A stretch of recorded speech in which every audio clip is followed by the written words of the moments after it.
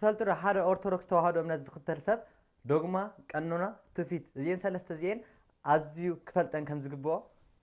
بسم الله وولد ومنفس قدوس أحد أملاك آمين سلام ستراك زيابير بزلكم وسلام كتلو من لكم مباركس كم زيابير قدوس فقار كله معانتي قدس بيت كريستياننا تمرحلو ويكا أرثوذكس توحدو أمنتنا تمرحلو بسلسته منقدي يخفل ساتهم لما دوغما قانونا تفيت تبهايلهم يصوعوا مباركس لما أنت كم እግዚአብሔር ቅዱስ ፈቃድ ኮይኑ ብዛዕባ ዶግማ ጥራሕ ክነመሃሪና ዶግማ ዝብል ቃል ካብ ግሪክ ዝመጸ ኮይኑ ትርጉሙ ድማ መሰረተ እምነት ዘይልወጥ ዘይቅየር ዘይሕደስ ዘይአርግ ማለት እዩ እምበርከስ መጽሐፍ ቅዱስ ዶግማ እዩ መጽሐፍ ቅዱስ በመንፈስ ቅዱስ መራሕነት በቅዱሳን አንደበትን ኢድን ዝተጻሐፈ ስለዝኾነ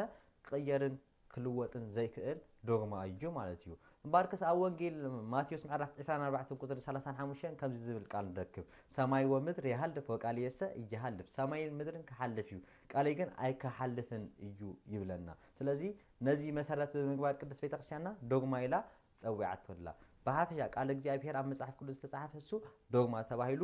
ይጽዋዕ እምበርከስ ኣብነት ንርኢ እንድሕሪና 10 ቃላተ ወንጌል 10 ቃላተ ኦሪት ወይ ድማ 6 ቃላተ ወንጌል 5 ኣእማደ ሚስጥር እዚ ሁሉ እዚ ወዘተ ክንጽዋዕ ንኽልና ብዙሕ ግን እዚ ከም ኣብነት እዚ ዶግማ ተባሂሉ ይጽዋዕ ካል ድማ ኣጋስተ ዓለም ስላሴ በአካል ሰለስተ በመለኮት ድማ ሓደ እንድሕሪና እዚ ዶግማ እዩ ክትቀይሮ ክትግድሎ ዘይትካለካ ነገር እዩ ጎይታና መድኃኒትና ኢየሱስ ክርስቶስ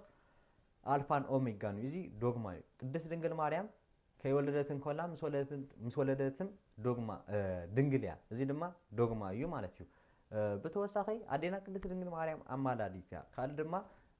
ኣብ ዕፀ መስቀል ድማ ንዓነ ከም አደነት ኮይና ተዋሂባትና እዚ ዶግማ እዩ ክቅየርን ክጎድል ዘይክእል ነገር እዩ ማለት እዩ ካህናት ኣብ ቤተ ክርስቲያን ኣለው እዚ ድማ ዶግማ እዩ በቃ ክትቀይሮ ክትቅንሶ ዘይከኣለካ ነገር እዩ ማለት እዩ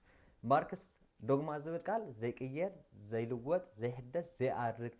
ዘይሸሓር ማለት እዩ ስለዚ ናይ ቃል እግዚአብሔር ዘይልወጥ ዘይሕደስ ስለዝኾነ እዚ ዶግማ ተባሂሉ ይጽዋዕ ብዛዕባ ቆኖና ኣብቲ ስመት ዘሎ